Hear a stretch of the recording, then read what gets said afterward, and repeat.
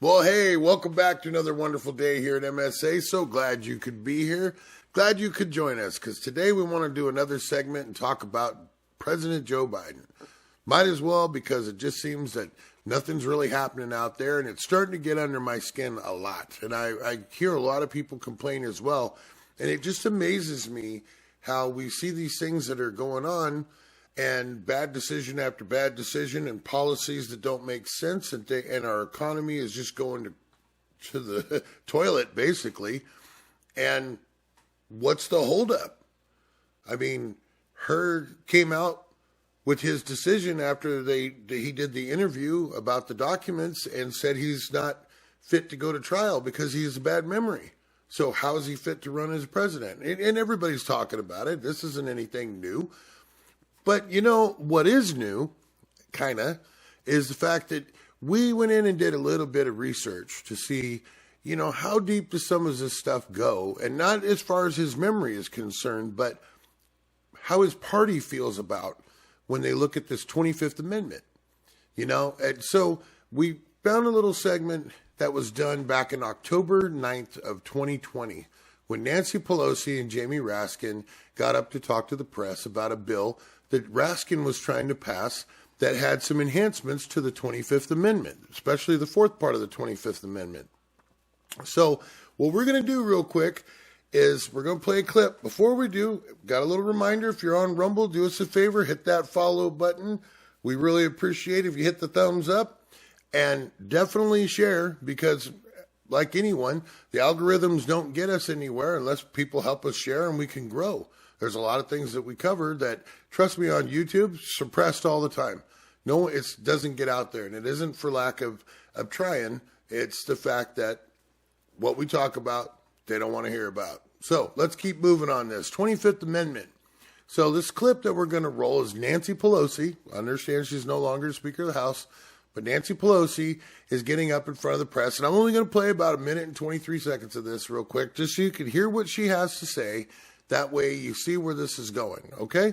So let's just do this real quick. We'll be right back. The 25th Amendment creates a path for preserving stability if a president suffers a crippling physical or mental problem and is, quote, in the amendment, unable to discharge the powers and duties of his office and transfers his powers. Specifically, Section 4 of the amendment empowers Congress to set up an independent body to confront such a crisis. Congress has a constitutional duty to lay out the process by which a president's incapacity and the president of any party is determined. This bill honors the duty by creating a standing commission of top former executive officials and medical experts selected in a bipartisan, bicameral way. A president's fitness for office must be determined by science and facts. This legislation applies to future presidents, but we are reminded of the necessity of action by the health of the current president. With this bill, the Congress honors our oath to support and defend the Constitution and protect the American people, and we uphold our responsibility to preserve our republic for generations to come. Okay, we're back. So I like her stability of continuity in order for the government to keep going and all of the things that she talks about. And the best part of this whole thing is the fact that she was talking about President Trump, about the president being able to continue on forward in his health condition because it's when Trump had COVID. See, but it's funny how when you look at what she's saying, and I just played a little bit, so you don't have to listen to a lot of the, rigmarole that goes on. But when you listen to what she's saying, she's talking about the health and stability of the president and how important this is to our country. Well, we're getting ready to play another part of that clip where Jamie Raskin, who, if anybody knows who Raskin is, he is a Republican basher. He will get up in front of any witness that's testifying to anything that has to do with Hunter Biden or any of this mess, and he will try to tear it down as a Republican witch hunt, and it's all MAGA, this MAGA cult thing and all the other crud. I mean, he just rips everything apart that he possibly can. But come to find out, he's a constitutional scholar. He actually taught this kind of stuff, which is really important. And well, we'll get to the best part in just a second. Let's just go ahead and roll the second clip, and let's hear a couple minutes about what Mr. Raskin has to say about the 25th Amendment, so we all get it straight. Be right back. Would you concede then that the president has not met the threshold for invoking the 25th Amendment? Well, I don't understand the question. Well, would you concede that the president has not met the threshold for invoking the 25th Amendment? That's not for us to decide. Yeah, I mean, the whole point is, look, we understand that in politics, people point fingers back and forth, but the issues raised are of such gravity and central importance to the nature of our government that we've got to think of this in constitutional terms.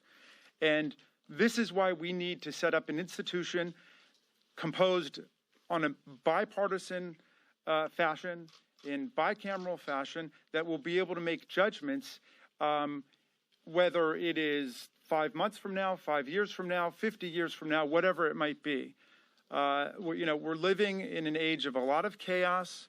I want to say I appreciate what the speaker has to go through on a daily basis, dealing with the chaos of politics, which has been made especially intense recently. And I appreciate her seeing that we need to create some constitutional and institutional foundations for dealing with the chaos. And our forebears who wrote the 25th Amendment gave us the tools that we need to deal with these kinds of crises. Okay, Mr. Raskin just got done with that clip for us. And what did you think? See, that was done again in October of 2020. Now, when Mr. Raskin originally introduced this legislation that he was going forward during this press conference, that was in May of 2017. It actually went in front of everyone in April, but we didn't really hear about it until May of 2017. So he's been pushing on that for quite a while back in the times. Now, the reason I didn't play his entire spiel going through the 25th Amendment and all that is because it's really important what he just said there at the end when he's answering the question from the reporter. When Nancy Pelosi says that, she doesn't understand the question, then she starts to answer it and he finishes. What was really important, especially the fact that, again, they were talking about President Trump having COVID and maybe having to invoke the 25th Amendment if he gets really sick, like, a lot of people were.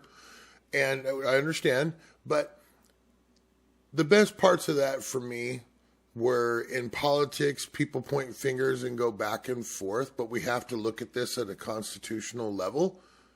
Okay, because you are a constitutional scholar and you teach this stuff, so you know this probably better than most of us would, know our address, okay? That's guys like this know this kind of stuff. That's how they can twist it so well. But the last part of what he said, in times of chaos, our forebears, meaning forefathers, gave us the tools that we need in order to implement these kinds of things. So here's my question. Mr. Raskin, if you are so into the Constitution and you so understand everything that's going on, why haven't you introduced this on Joe Biden?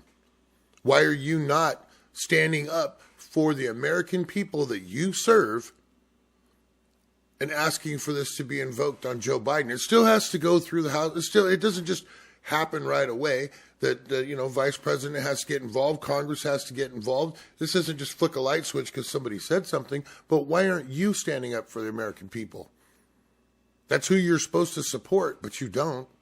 You really don't. What you do is you stand up for the Democratic Party, and it's proven every time you're in a hearing, especially on the Oversight Committee, because you like to trash talk anything that has to do with anybody that is on the side of Trump.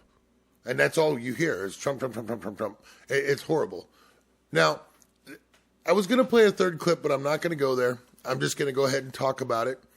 There's a congressman out there by the name of Ken Buck. Now, Ken Buck, not too long ago, received a lot of flack because he's a Republican.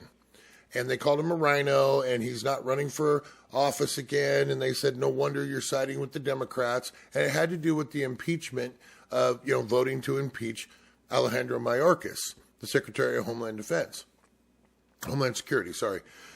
Now, when Buck went against his own party, a lot of people were mad. Okay? Then come to find out, I did a little story on that because I was mad too. Like, what are you doing going against your own party like this? I mean, look at the border. Look at how it's affecting, Americans all over the country and all the things that are happening. And Buck got on an interview and he started talking about how the Constitution goes against how they're trying to impeach Mayorkas. Because, see, Mayorkas is following policy, and you can't impeach somebody for following policy. And the policy comes from Joe Biden, not Alejandro Mayorkas. Had Mayorkas come up with the policy, then, of course, it's very impeachable.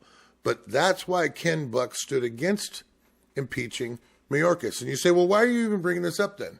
It has nothing to do with that.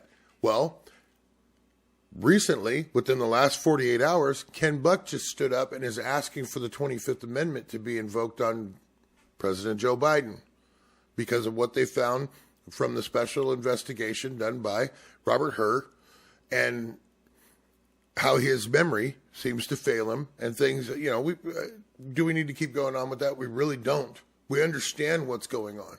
But you see, it's amazing how you take one person who is against his party saying don't do this for reasons of the Constitution, but at the same time taking the Constitution into effect to look at what's going on with Joe Biden and saying, please invoke the 25th Amendment here. Yet people that are congressional scholars like Jamie Raskin, and there's several more that are within our Senate and Congress, are not doing that.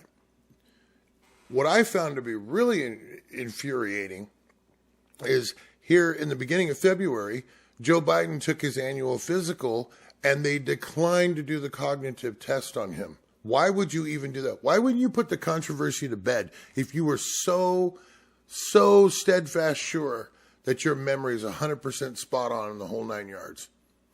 So we're not going to let this go, and we're going to keep pushing on this kind of stuff. I'm tired of the Biden family, the crime involved, all the stuff that's going on. And it has nothing to do with Democrat, Republican. It has to do with the corruption of what's going on in the country and how there's so many people on certain parts of parties, and I'm saying Democrat and Republican, that are standing behind because they're making so much money.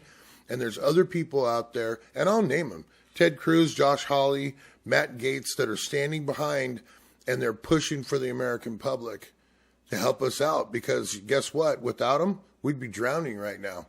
I mean, we would literally be drowning. And there's many, many more. There's many, many more.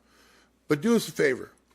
Hit that button down there that says follow and give us a thumbs up. Help the algorithms get out there so we can get the channel to grow. We've got a lot more stuff coming at you, and we do love every single one of you.